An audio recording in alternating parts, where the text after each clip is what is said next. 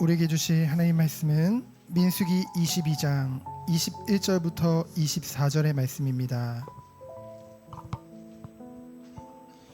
21절부터 24절 말씀을 우리 한 절씩 교독하도록 하겠습니다. 저부터 읽겠습니다.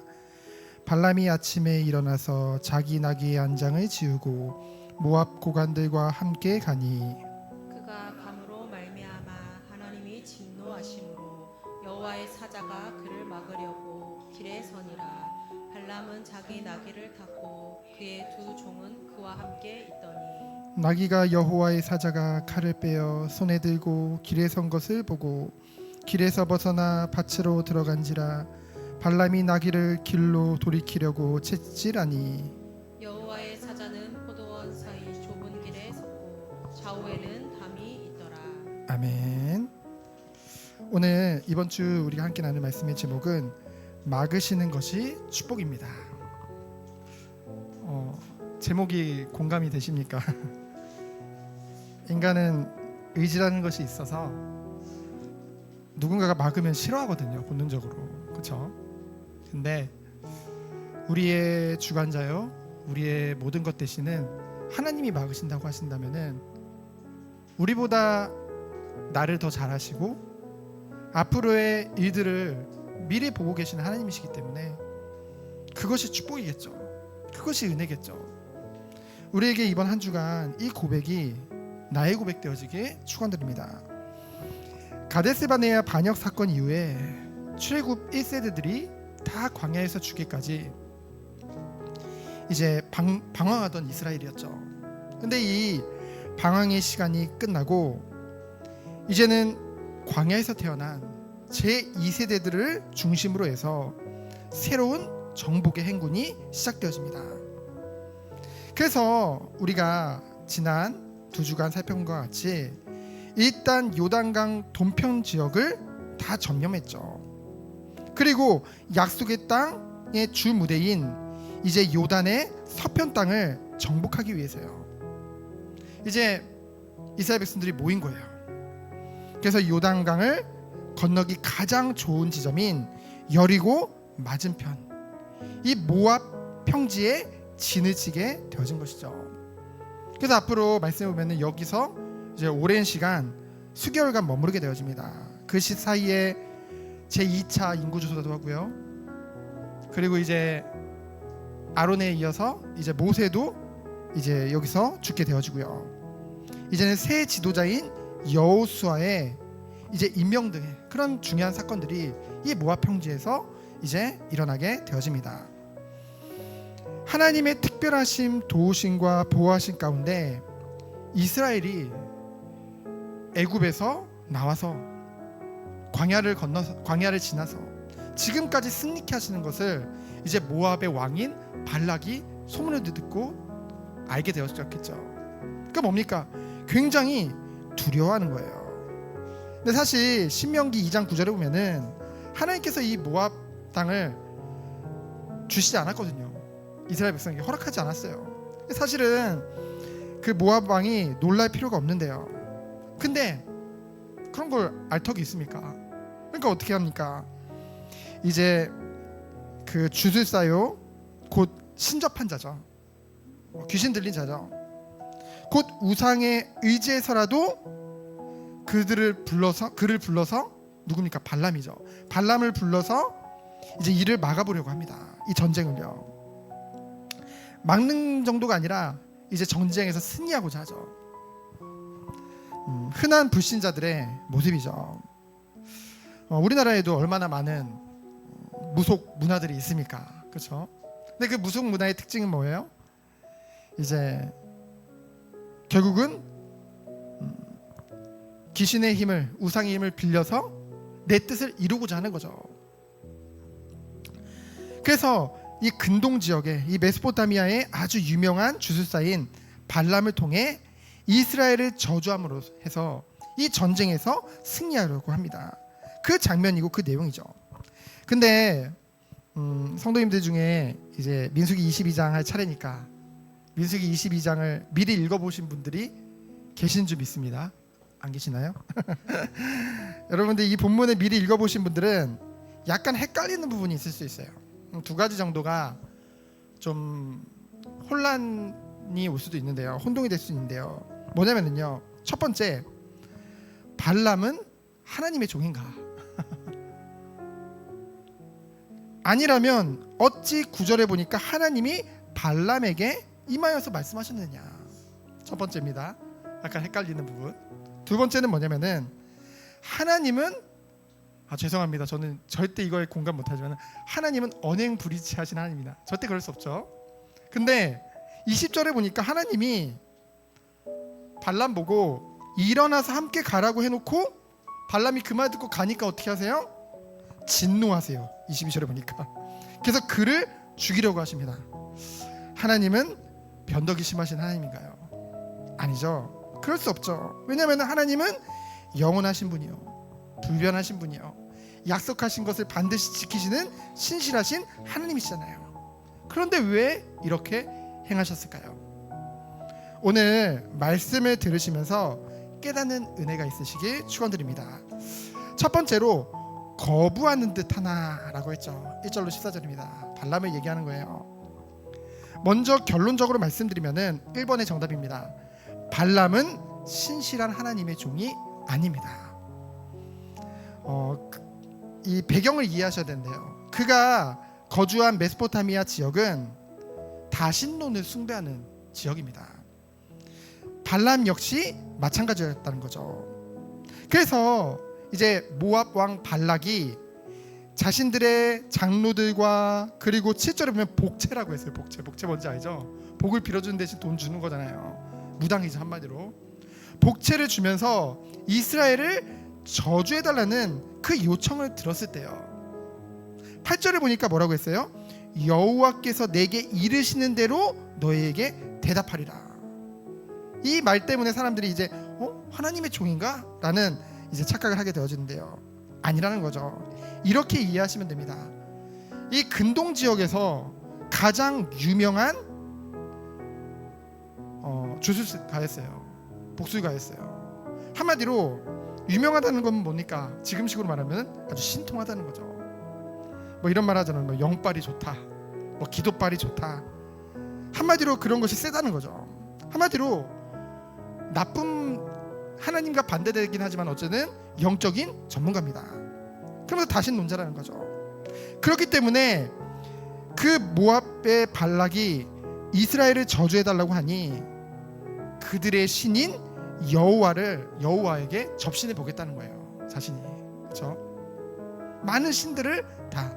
그리고 영적 전문가이기 때문에 당연히 그 소문을 들었을 거 아니에요. 모압 왕인 발락만 들었겠습니까? 이 사람도 들었겠죠. 관심이 있으니까. 저 이스라엘 백성을 이끄시는 분은 여호와 하나님이다. 저들이 섬기는 건 여호와 하나님이다.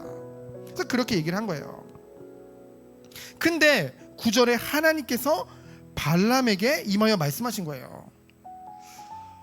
저는 순간 그런 의문이 들었었거든요. 어찌 지금으로 말하면 무당인데 무당에게 하나님께서 말씀하시냐. 근데 이제 신학적 용어로 통상섭리라는 것이 있고, 이런 섭리 아시죠? 섭리. 그 섭리라는 것이 통상섭리가 있고 그리고 비상섭리라는 것이 있습니다. 통상섭리라는 것은 우리가 그냥 상식적으로 하나님 질서의 하나님이시잖아요. 그러니까 질서 있게 행하는 것을 이제 통상섭리라고 하고요. 그리고 비상섭리라는 것은 속된 말로 비상식적, 우리의 상식을 초월하는 그런 이적을 말하는 것이죠. 언제 이런 이적을 베푸십니까? 하나님의 구속의 뜻을 이루기 위해서, 또는 긴급한 상황 중에 이러한 이적들을 일으키시죠. 하나님께서요, 당신의 뜻을 이루시기 위해 비록 발람이 하나님의 종은 아니지만은 하나님께서 그에게 말씀하신다는 것은요, 이게 하나님의 거룩함이나 공의를 해치는 것이 결코 아니라는 것이죠.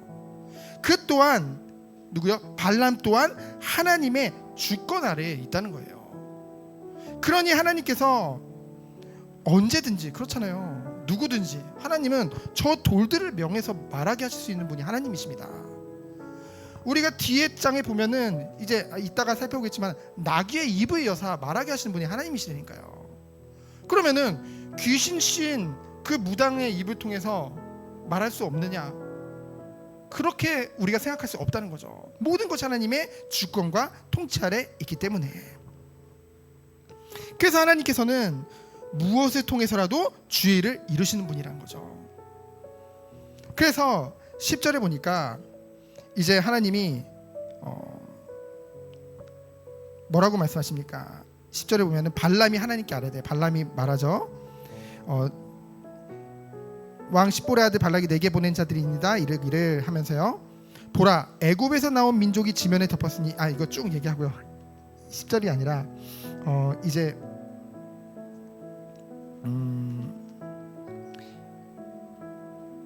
하나님께서 이제 물으시죠. 이 자가 누군지 아느냐라고 했을 때 이제 11절에 이제 대답을 하고,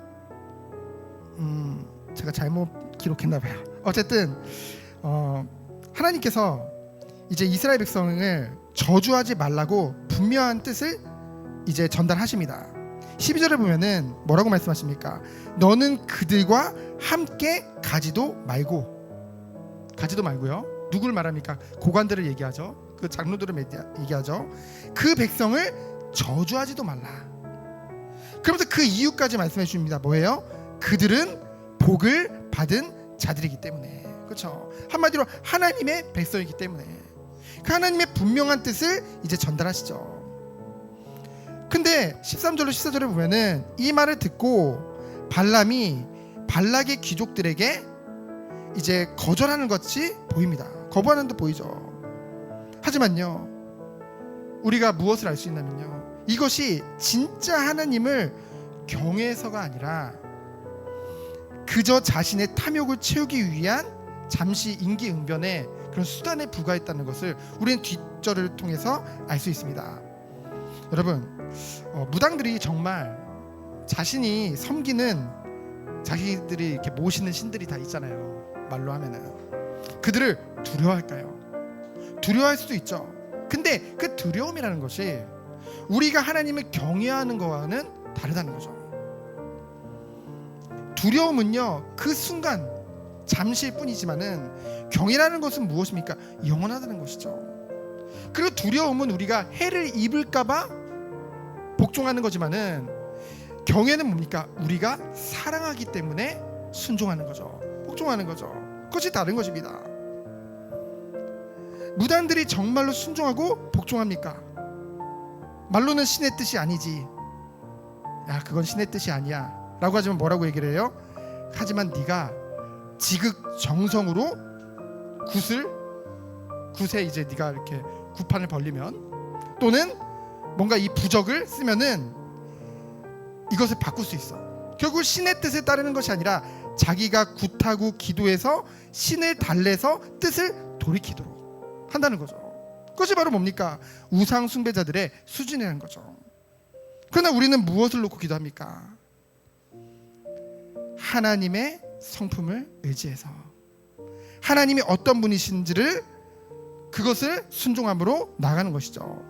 결국은 우상 숭배하는 자들은 말씀의 뜻을 따르기보다는 말씀의 뜻을 돌이키려는 그 죄악된 모습을 보여주게 되어집니다. 하지만 우리는 무엇입니까? 오직 하나님의 뜻대로 이루어지기 원하며 순종하며 나아가는 것이죠. 그래서 하나님의 종으로 부르심을 받은 자들의 기도는 무엇입니까? 영원하고 신실하시고 모든 것을 초월하시는 그 하나님의 믿고 그 하나님을 사랑함으로 주 뜻대로 인도받기 원하는 것. 왜요? 주를 사랑하기 때문에. 그것이 하나님의 종들의 기도인 줄 믿습니다. 그럼 두 번째로 뭡니까? 탐욕에 흔들리는 발람입니다. 이제 외식을 하죠. 12절을 보니까 12절을 통해 하나님께서는 하나님의 뜻을 분명하게 전달하셨잖아요. 그렇죠? 그 사람들과 같이 가지도 말고, 그리고 저주하지도 말고 분명히 말씀하셨잖아요. 근데요, 발람이요, 탐욕에 눈이 어두워지니까요, 하나님의 뜻을 보지도 못하고 하나님의 계획도 깨닫지도 못하고요, 자기의 그 탐욕에 벗어나지 못하는 것을 우린 보게 되어집니다. 한마디로 묶이게 되어진다는 것이죠. 결국 노예가 되는 거죠. 여러분, 탐욕이라는 말의 사전적 의미가 뭡니까? 지나치게 탐하는 욕심이라는 거예요. 자신이 좋아하는 대상, 갖고 싶어하는 것, 그것을 구하는 마음이라는 것이죠. 그 종류에는 뭐가 있을까요? 재물이 있을 수도 있고요, 명예가 있을 수도 있고요, 또는 인정 욕구도 있을 수 있습니다. 그 모든 것이 탐욕이라는 거죠. 발람은 특히나 재물과 명예욕에 사로잡히는 모습을 이웃절을 통해서 우리는 보게 되어집니다. 15절에 보니까 뭐라고 합니까? 이제 15절에 이제 1차로 거부했잖아요. 그러니까 이 발락 이름이 비슷해서 헷갈리시면 안 돼요. 모압 왕 발락이 이제 더 높은 고관들을 보냅니다. 그래서 이제 발람을 설득하는 거죠. 그러면서 17절에 보면은 더 많은 재물과 자리를 약속해 줍니다. 그렇죠? 그때 18절에 보면은 이제 거부하는 듯해 보여요. 뭐라고 말합니까? 그 집에 가득한 은금을 내게 줄지라도 내 하나님 말씀을 어겨 덜하거나 더하게 할 수 없다. 굉장히 믿음 좋아 보이죠? 이 순간만 보면은. 근데 보통은 이렇게 말 안 하거든요. 그 집에 은금 있다는 말도 안 했는데 그렇죠? 저희가 먼저 은금을 줄지라도 이미 관심이 거기 가 있는 거예요. 근데 중요한 건 왜 외식이란 말을 하냐면요, 하나님, 외식이라는 게 뭡니까? 하나님보다 더 갖기 원하는 것이 따로 있다는 거거든요. 그래서 이제 그것을 사람 앞에서 행하는 거죠. 한마디로 하나님의 뜻이 아니라는 거죠. 근데요, 19절에 보니까 뭐라고 해요? 그렇게 말하면서 보내면 되는데 뭐래요? 이 밤에 유숙하라. 자기 집에 있어 자라는 거예요. 아니, 바로 보내지 않고, 바로 돌려보내지 않고 집에 유숙하려. 그러면서 뭐라 해요? 여호와께서 내게 무슨 말씀을 더하시는지를 알아보리라. 딱 이 우상 숭배하는 자들의 모습이죠. 그렇죠? 하나님은 분명한 뜻을 전달했는데 하나님의 말, 그러니까 아쉬운 거예요. 자기가 거부는 했지만은, 근데 뭐예요? 마음에 그 17절에 말하는 거 다 자기 갖고 싶은 거예요. 그러니까 뭐예요? 하루만 더 묵어봐라, 기다려봐라. 하나님은 또 내게 뭐라고 말씀하실지 모른다. 하나님의 뜻을 분명히 알면서도 탐욕에 빠져서 거듭 그 뜻을 묻는 발람이죠. 이러한 발람에게 20절에 보니까요, 하나님의 가장 큰 징벌이 임하게 되어집니다. 어떤 징벌이냐? 하나님께서 일어나서 함께 가라는 거예요. 여러분, 이게 진짜 가라는 것으로 보입니까? 하나님은 우상 숭배하는 자들을 미워하는 자들인데 하나님 왜 그에게 가려고 하겠습니까? 알면서도 탐욕에, 재물의 욕심에 어두워져 모압으로 가고자 하는 그 발람의 생각을 하나님이 어떻게 하신 거예요? 내버려 두신 거예요. 그럼 그게 가장 큰 징벌입니다. 하나님의 가장 큰 징벌은요, 악을 행하도록 내버려 두시는 것, 어떤 징계보다도 더 무서운 징계라는 것이죠. 악을 행하도록 버려둔다. 여러분, 옛말에도 바늘 도둑이 소도둑 된다고, 그렇죠? 작은 잘못 저지르면 우리가 우리 후대들 볼 때, 다음 세대들 볼 때 작은 잘못을 해도 우리가 그것을 고치려고 노력 안 하겠습니까? 그렇죠? 작은 죄악을 지었을 때 하나님이 징계하시는 것, 그렇게 하지 않으면 더 큰 점점 무감각이라는 것이 오고 도덕적 파괴가 오고 갈수록 이상해질 텐데요. 하나님이 이렇게 내버려 두신 하나님이 아니시잖아요. 우리 사모님이 이거 예화되지 말라고 그랬는데, 우리 사모님이 청년 때 이제 일을 하잖아요. 월급을 받았어요. 근데 마지막에 이제 몇백 16만 원이면은 16,000원을 해야 되잖아요. 근데 뭐 어차피 이것저것 세금 나가니까 사대보험 띄고 생각을 해보니까 이거 16,000원 안 해도 되겠다, 16만 원에 대해서는. 그래서 이제 안 한 거예요. 그냥 아무 생각 없이 그냥 안 했대요. 그랬더니 어느 날 이제 그 회사에서 받은 패드를 가지고 아이들에게 영상을 보여주느라고 어디 소풍 같은 데 가서 보여줬대요. 그랬는데 그 주간에 그 다음 달에 갑자기 통신 요금이 16만 원이 나온 거예요. 그러니까 패드를 처음 써보니까 이게 다 그냥 공짜로 쓸 수 있는 줄 알았는데 그 요금이 다 붙었던, 그 옛날이니까 벌써 16,000원을 떼먹었는데 16만 원을 먹게 됐어요. 우리 사모님이요, 그 이후로 얼마나 철저한지요. 제가 오히려 잔소리 듣는다니까요. 막 11조 하면 막 얼마도 빼먹지 말라고 막 저보고 뭐라 해요. 여러분, 하나님의 자녀에게는요, 그렇죠, 작은 것 있지라도 하나님 그 징계를 내림으로 깨닫게 하신다니까요. 그게 오히려 복이라는 거죠. 그래서 뭡니까? 내버려 둔다는 건요, 갈수록 죄의식이 없어지게 되고 인격이 파괴되고 무감각해진다는 거죠. 그래서 우리에게 오히려 징계를 받는 것보다 징계를 받지 않는 것이 더 큰 저주요 형벌이라는 것이죠.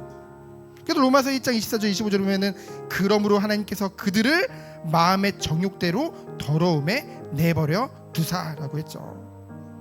그래서 여러분, 하나님의 백성이라고 한다면은 하나님께 징계를 받을 때 오히려 감사로 영광 돌리기 축원드립니다. 하나님은 당신의 사랑하는 백성들에게 주시는 은혜이자 사랑의 표시이기 때문이죠. 그래서 잠언 13장 24절에 보면은 뭐라고 했습니까? 매를 아끼는 자는 그의 자식을 미워함이라. 자식을 사랑하는 자는 근실히 징계하느니라. 하나님은요, 누구보다 우리를 사랑하십니다. 그렇죠? 그 주의 뜻이 아니라고 한다면은, 우리가 하나님의 뜻을 벗어나 죄악의 길로 간다고 한다면은 하나님 우리를 징계할 수밖에 없다는 것이죠. 그래서요, 하나님께서 징계하지 않으시는 자는 바로 버리운 자요, 하나님의 참 자녀가 아닌 줄 믿습니다. 그래서 어떤 분들이 그래요. 야, 죄송합니다, 신천지에 저 이만 있는 90이 넘는데 아주 사네. 저거 왜 안 데리고 가는 거야 도대체. 이렇게 잘 먹고 잘 살고 아주 그냥 저렇게 죄를 많이 짓는데 라고 얘기를 하죠. 여러분, 그게 복이 아닙니다. 그렇죠? 하나님이 내버려 두시는 거예요. 오히려 그것이 그가 하나님의 신실한 종이 아니라는 증거입니다. 참 목자가 아니라는 거죠. 그래서요, 우리는 결코 하나님의 징계를 받을 때 슬퍼하며 원망하는 자가 되지 말고 오직 기뻐하고 감사하며 속히 그 죄악에서 돌이켜 하나님께로 돌아가는 자들 되어지기 축원드립니다. 바로 이것이 하나님의 진정한 은혜를 아는 자들의 합당한 태도인 줄 믿습니다. 그래서 본문 제가 말씀 두 구절을 더 읽어드리면요, 고린도전서 11장 32절에 보면은 우리가 판단을 받는 것은 주께 징계를 받는 것이니 이는 우리로 세상과 함께 정죄함을 받지 않게 하려 하심이라. 그러면서 히브리서 12장 8절에는요 더 직설적으로 하나님께서 말씀하세요. 뭐라고 말씀하십니까? 징계를 다 받는 것이거늘 너희에게 없으면, 이 징계가 없으면 뭐래요? 사생자요 친아들이 아니니라. 맞습니까? 그렇잖아요. 이웃 아이가 뭐 잘못한다고 해서 요즘은 함부로 혼내거나 체벌하면 어떻게 됩니까? 경찰서 가요. 그렇죠? 그런 시대입니다. 하지만 우리 자녀라고 한다면은 가만 놔둘 수 없다는 것이죠. 우리는 하나님의 사랑받는 자녀입니다. 그래서 우리가 여전히 욕망에 사로잡혀 탐욕에 사로잡혀 그릇된 길을 가는데 하나님이 그냥 둔다? 아니라는 거죠. 하나님은 반드시 주께로 돌이키는 하나님인 줄 믿습니다. 그러면서 세 번째로 마지막으로 뭡니까? 탐욕에 빠지면 영적 소경이 된다는 것이죠. 21절로 35절입니다. 하나님이 이제 진노하셨어요. 왜냐하면은 결국 자기 욕심대로 하나님의 분명하신 뜻을 알고도 무시하고 이 발람이 고관들과 함께 가죠. 그래서 22절에 보면은 하나님이 진노하사 여호와의 사자가 그를 막으려고 라는 단어가 나옵니다. 여러분, 이 막으려고라는 단어가 22절 32절에 나오는데요, 그리고 34절에도 나옵니다. 근데 22절 32절에는 원어로 보면은 레 사탄이에요. 사탄이라는 단어가 들어갔기 때문에 결국 안 좋은 뜻이겠죠. 무슨 뜻이냐면은 아주 목숨을 걸고 아주 그것을 절대적으로 막겠다는, 한마디로 죽이려고 하는 뜻으로 이제 해석을 해도 됩니다. 그렇죠? 하나님이 죽이려고, 여호와의 사자 그를 죽이려고라고 해도 돼요. 근데 34절에 보면은 이 발람이 스스로 얘기를 하거든요. 하나님이 나를 막으려고라고 하는데 이 앞에 쓰인 두 단어와는 다른 단어가 쓰입니다. 원어로 보면 리크라틴인데요. 이건 뭐냐면은 그냥 평범한 사람들과의 만남을 얘기해요. 하나님은 죽이려고 한 건데 이 발람이 여전히 그런 일들을 겪고도 회개치 않는 모습을 알 수 있는 단어가 이 단어라는 것이죠. 그래서 한글을 보면 이제 구분이 안 가잖아요. 개역개정을 보면은. 근데 원어를 보면 구분이 간다는 거죠. 그래서 다시 본문으로 돌아오면은 이제 왜 영적 소경이라고 하냐면요. 이제 탐욕에 빠져 있으니까요. 나름 신접하고 영통한 사람이잖아요. 이 발람이. 근데 나기도 보는 것을 못 보는 복수가 발람입니다. 23절 27절이죠. 이게 23절에 보니까 나기가 여호와의 사자가 칼을 빼고 들고 있는 걸 본 거예요. 그 길에서. 어떡합니까? 겁나잖아요. 그래서 어떻게 해요? 이제 길을 벗어나서 옆으로 자꾸 가는 거예요. 그러니까 발람이 어떻게 해요? 얘가 왜 이래고 채찍질합니다. 그랬더니 또 이제 보니까 이제는 이 여호와의 사자가 딱 양옆에 좁은 담벼락을 딱 두고 서 있는 거예요. 그러니까 때리니까 또 가다가 가면 죽거든요. 나기가 보니까. 그러니까 막 이제 그 담벼락 쪽으로 붙습니다. 어떻게든 피해서 가려고. 그러니까 그 사이에 이제 발람 다리가 그 나기 사이에 끼는 거예요. 그러니까 또 아프잖아요. 그러니까 또 때립니다. 그러니까 이제는 뭐예요? 나기가 도저히 안 되겠다 그래서 그 자리에서 엎드려 버려요. 그러니까 어떻게 해요? 또 때리죠. 이놈이 왜 이래 이러면서. 그 순간 하나님께서 어떻게 해요? 이제 이것을 보지 못하는 발람을 위해서 이제 나기의 입을 여시죠. 그래서 나기가 얘기하는 거예요. 야, 내가 이제껏 네 말 안 들은 적 있냐? 왜 3번이나 나를 때리냐? 그러면서 그 순간 하나님께서 누구의 눈을 열으세요? 이제 발람의 영안도 여사 이제 여호와의 사자를 보게 하시죠. 근동 지역의 아주 유명한 주술가요 복술가인 발람이 한낱 짐승에 불과한 나기보다도 영적으로 둔감해진 이유가 뭘까요? 무엇에 눈이 먼 거예요? 탐욕에 눈이 멀어버린 거죠. 오직 발락이 약속한 그 재물에만 관심이 있었던 거예요. 그래서 다른 것은 생각할 수도 있는 분별력조차도 완전히 상실하고요. 그것이 인간의 탐욕이라는 거죠. 물질적인 욕망 또는 육체적인 욕망 또는 사회적 성취의 욕구, 그 모든 것들이 하나의 욕망이 되어져서 우리도 그럴 때가 너무나도 많다는 것이죠. 오직 추구하는 자기가 추구하는 것들만 보게 되고 영적인 것은 아무것도 보지 못하게 되는 거예요. 여러분, 성경에서 말하는 것과 우리가 믿는 것이 다를 때가 너무나도 많습니다.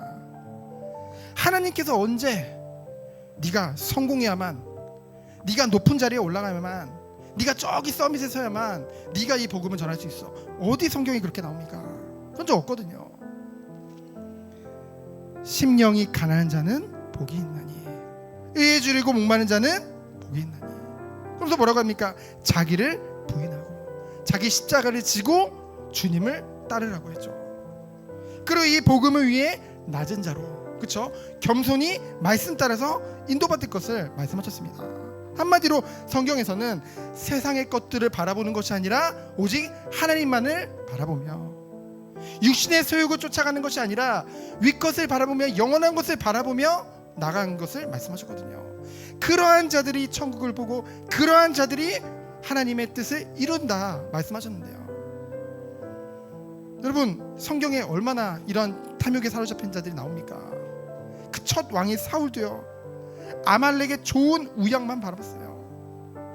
여로보암 어땠습니까? 북이스라엘의 첫 왕, 권력욕에 휩싸여서요 북이스라엘 전체를 범죄케 했어요. 또 물질욕에 사로잡힌 자가 누굽니까? 예수님의 제자 중에 가룟 유다. 그리고 또 누구예요?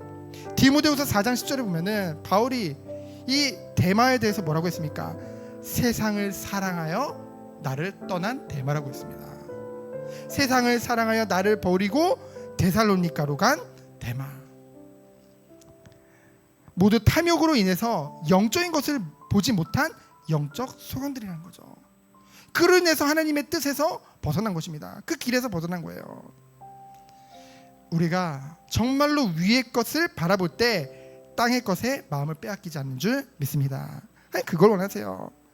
그러나 우리가 땅의 것을 바라볼 때 결코 위의 것을 바라보지 못하게 된다는 것이죠.